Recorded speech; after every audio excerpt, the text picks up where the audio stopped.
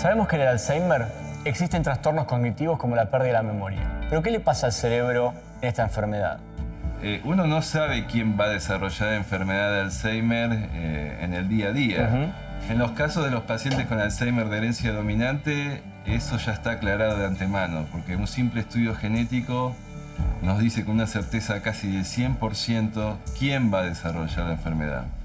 Tengo historial familiar de personas de Alzheimer, desde tíos, madre, abuela y todo lo demás. Entonces el equipo de acá de Fresney me convocó y yo soy pro ciencia y dije, bueno, alguien tiene que hacer algo.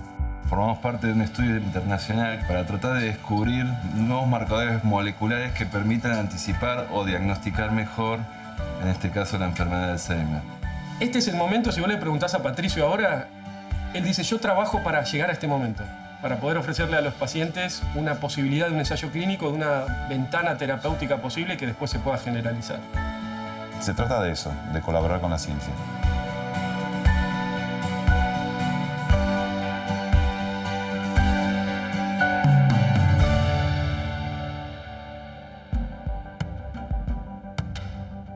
Sabemos que en el Alzheimer existen trastornos cognitivos como la pérdida de la memoria. ¿Pero qué le pasa al cerebro en esta enfermedad? Lo que ocurre, se sabe desde hace muchos años, es la acumulación anómala de proteínas.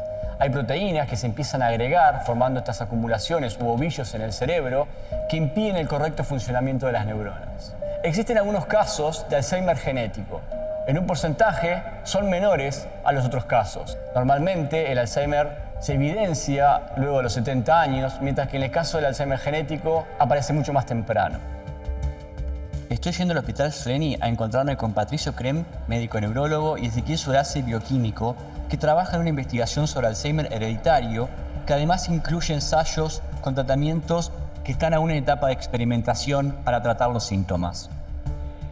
¿Y qué es DIAN? El DIAN significa Red de Alzheimer de herencia dominante, que en definitiva es una forma muy rara de enfermedad de Alzheimer que se transmite genéticamente, generación tras generación, debido a mutaciones en ciertos genes, y solo representa el 1% de los casos totales de Alzheimer, porque es una forma rara, pero yo diría que muy dramática. Y afecta a gente muy joven, cuando la forma clásica en verdad afecta a mayores. Entonces yo siempre digo que son como los perros verdes dentro de una enfermedad muy, muy frecuente.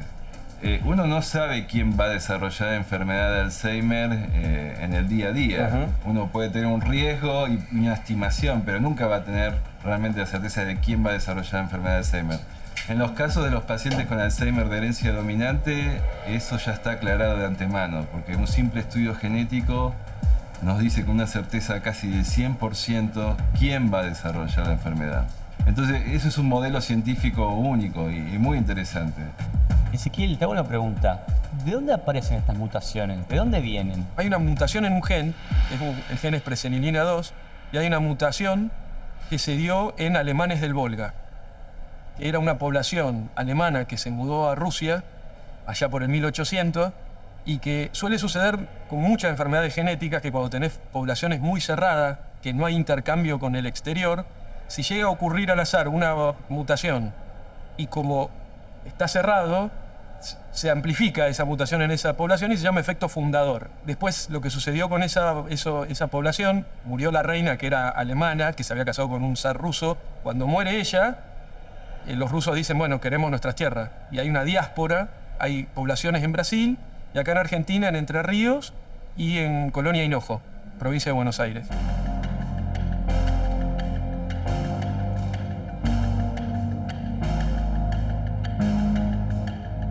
Hola Julián. Hola, ¿cómo estás? Alejandro, un gusto. Igualmente. ¿Cómo te va? ¿Bien? Bien, todo tranquilo. ¿Cómo te la llevas? Bien, el pinchazo es lo peor. Lo demás es como que fluye, no hay ningún problema. ¿Qué es lo que estás haciendo acá?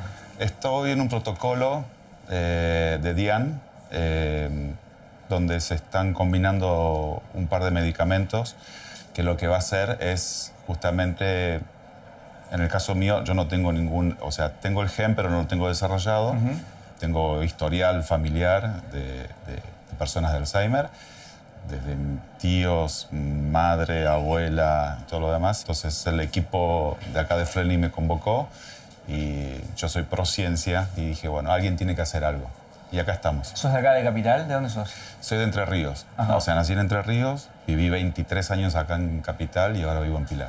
¿Y tu familia que vino allá de Alemania? ¿Cómo fue todo ese...? Bueno, al llegar acá a Entre Ríos, mi bisabuela ya tenía unos síntomas, pero ellos no sabían identificar qué es lo que pasaba. O sea, no había una ciencia que te haga un diagnóstico o algo por el estilo. Y esto empezó a divulgarse entre las distintas aldeas y de que se daban cuenta que había personas que tenían algo, pero que no sabían qué era. Y que eran muy jóvenes y perdían la memoria. Y de repente también morían muy jóvenes. De hecho, mi mamá se murió a los 63 años. La hermana más chica de mi mamá se murió a los 58 años. Tengo una prima acá que se murió a los 52. O sea que lo de la memoria todavía más temprano. Más temprano. Cuando mi mamá todavía vivía y tenía la enfermedad, siempre los médicos en Entre Ríos le decían que lo mejor era que tenían que venir acá a Flenny. Entonces yo la traje. Y bueno, no había tanto desarrollo como lo que hay el día de hoy. Entonces le hicieron unos test, preguntas, que obviamente ella ya estaba bastante perdida. ¿Qué día es? ¿Qué hora es? Hasta que se llegó un momento que ya no había mucho más que hacer. Bueno, y todo eso te trajo hasta acá. Hasta Flenny. Bueno, tuve la entrevista con Patricio. Me estuvo contando, básicamente, los protocolos nuevos, las cosas que se podían hacer. Y la verdad que me pareció que era una oportunidad única. Y como ellos ya sabían que yo los acompañaba, Flenny me convocó ya con este proyecto hace como 4 años atrás, que era un proyecto. Formamos parte de un estudio internacional en donde varios otros centros de todo el mundo, con sus pacientes, aportan muestras para tratar de descubrir nuevos marcadores moleculares que permitan anticipar o diagnosticar mejor, en este caso, la enfermedad de Alzheimer. Yo soy técnica de laboratorio. Ajá. Recibimos muestras de sangre, de suero y de plasma. ¿Estas son todas de pacientes? El mismo paciente se le sacó sangre y después se le hizo una punción lumbar para líquido cefalorraquídeo. Ajá. Lo separamos, la centrifugamos y después eso lo discutamos en crioviales que son iguales a estos. Estos ya tienen líquido cefalorraquídeo y de acá viajan a Estados Unidos. Y allá terminan de hacer los análisis. Allá terminan de hacer todos estos. Estas son las bolsas de colección que se usan para enviar. O sea, este protocolo lo que tiene es que es un ensayo clínico que lo que quiere hacer es evaluar la eficacia. Entonces vos tenés que saber en el estado basal, antes de recibir ningún anticuerpo, cómo eran los marcadores de Alzheimer en esta persona. Y para eso tenés el plasma, que es lo que las chicas están alicotando, y el suero. Y ese es el punto cero. A partir de ahí, esa persona va a recibir distintas dosis de anticuerpo a lo largo de varias semanas y después vas a sacar sangre de vuelta y ver si esos marcadores, que antes te decían esta persona ya tiene Alzheimer, si esos niveles de proteínas anómalas empiezan a bajar, lo cual hablaría de que es eficaz el tratamiento. Como esto es un ensayo clínico que lo que vos querés probar justamente es la eficacia, tenés que ir monitoreándola cada cierto tiempo. Y esta parte es tiempo cero. A partir de ahora, cada vez que esa persona se infunda el anticuerpo, va a sacarse sangre para ver cómo varía.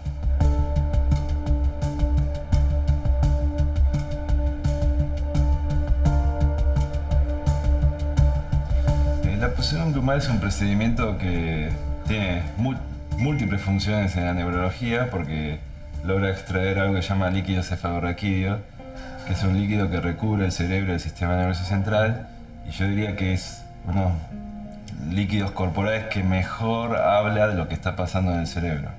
¿Eso por qué lo decís? Por ejemplo, porque uno podría tomar muestras de sangre, por ejemplo.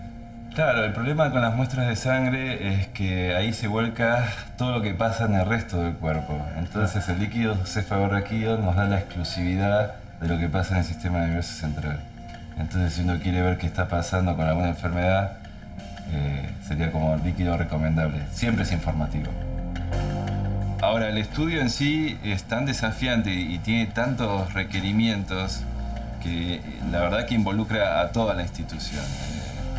Es un estudio que es muy exigente en cuanto a estructura y sin Ezequiel en este caso, en laboratorio molecular, y ni les digo toda la gente que está detrás de cámara, digamos, para los otros estudios que son desde imágenes, evaluaciones cognitivas, extracciones de sangre, Otro biomarcador se llama PET cerebral. Bueno, soy Janina Bérgamo, soy la jefa del Centro de Imágenes Moleculares, PET, de Escobar. PET es, sus siglas significan tomografía por emisión de positrones y es un método de diagnóstico por imágenes que utiliza sustancias radioactivas. Contamos con un ciclotrón y un equipo de PET. Se utilizan radiofármacos específicos para este protocolo que intentan determinar la presencia de los biomarcadores de la enfermedad de Alzheimer, como son el amiloide, el tau y si hay disfunción metabólica. Y para ello se utilizan 3 radiofármacos diferentes que se sintetizan aquí en la sede, aquí con el ciclotrón al lado, y son carbono 11-PIB, con flúor MK6240 y 18-fluor-FDG. Esos 3 nos van a dar información acerca de estos biomarcadores de la enfermedad de Alzheimer. Mi nombre es Nicolás Caricato, yo soy operador y hago mantenimiento en el ciclotrón PET Trace 800 de Fleni, de la instalación Centro de Imágenes Moleculares acá en Escobar. Y acá les presento el equipo. Es de la marca GE, es un ciclotrón de 16 MeV que sirve para producir material radioactivo que después se usa para síntesis de radiofármacos, que luego se usan para diagnóstico en imágenes en diferentes cosas. Esas sustancias radioactivas se le inyectan al paciente y lo que tienen es que son sumamente específicas para lo que uno está buscando, a diferencia de otros medios de contraste. Estos radiofármacos o radiotrazadores que uno inyecta van a marcarnos y a unirse a determinadas sustancias, proteínas o a marcar determinadas funciones neuronales en este caso. Una vez que está dentro del equipo, el paciente no se debe mover para poder tener una mejor calidad de imagen. Luego, finalizado la adquisición, que pueden ser también 20, 15 a 30 minutos, recién se ve si la imagen estuvo estáticamente bien o si tuvo algún tipo de movimiento. Si no hubo ningún tipo de movimiento, entonces el paciente recién puede volver al cuarto de inyección para aplicarle otro radiofármaco más. Está descrito y es bien conocido que el amiloide en la corteza se deposita aproximadamente entre 15 a 20 años antes del inicio de los síntomas de la enfermedad. Y eso es lo que podemos observar a través de uno de estos radiotrazadores, que es el PIB. Entonces, si vos pudieras tener un biomarcador en sangre, que vos haces un screening, lo detectás y decís, uy, está empezando a aumentar, ya podés hacer una intervención, la que sea, para tratar de o aminorar o detener ese depósito. Bueno, este es un poco el lugar, nuestras oficinas, donde nos juntamos con el resto del equipo y coordinamos el estudio, que en sí es muy desafiante porque consiste en muchísimas visitas de varios pacientes y es una bola de nieve, cada vez hay que organizar cada vez más cosas. El estudio tiene sus proyectos, digamos, de investigación y estábamos viendo con uno de nuestro grupo de neuropsicología la posibilidad de pedir un subsidio para extender, digamos, la investigación. El estudio no solo prueba drogas y también, como es un modelo bastante único de la enfermedad, nos permite tratar de contestar otras preguntas. Porque en verdad te estás agarrando de la edad reportada en la literatura, digamos, de comienzo, pero no sabes exactamente lo va a empezar a esa edad. Por ahí sí agarrar, esto sí lo hablamos, ver cuáles de estos también tienen 2 evaluaciones, porque hay algunos que sí van a tener, no tanto nosotros. Yo soy Florencia Clarence, soy neuropsicóloga. Trabajo en el DIAN, en el proyecto, como neuropsicóloga, evaluando la parte cognitiva de los pacientes. Algunos vienen cada un año, otros según los síntomas, a evaluarse si progresan las dificultades de memoria, de atención, con una evaluación neuropsicológica. Y ahora puntualmente estoy en este subproyecto que estamos tratando de investigar si hay asociación entre los determinantes sociales de la salud y la edad de inicio sintomática de estos pacientes. Dado que este modelo es muy predecible y la edad de comienzo se mantiene entre generación y generación, cuando uno encuentra una diferencia entre la edad estipulada y la edad observada, se pregunta si hubo algún factor externo que explique esa diferencia. En este caso estamos viendo eso. La enfermedad de Alzheimer clásico son muchos los componentes que influyen en su desarrollo. Y hay factores modificables y hay factores no modificables. La parte genética por ahora no es modificable, pero la contribución de los factores modificables es la que se debería poder estimar, porque es la que es plausible de ser modificada justamente. Y si logramos dar con eso sería un gran avance, porque uno podría incluso, tratando otros factores, influir en el comienzo de la enfermedad.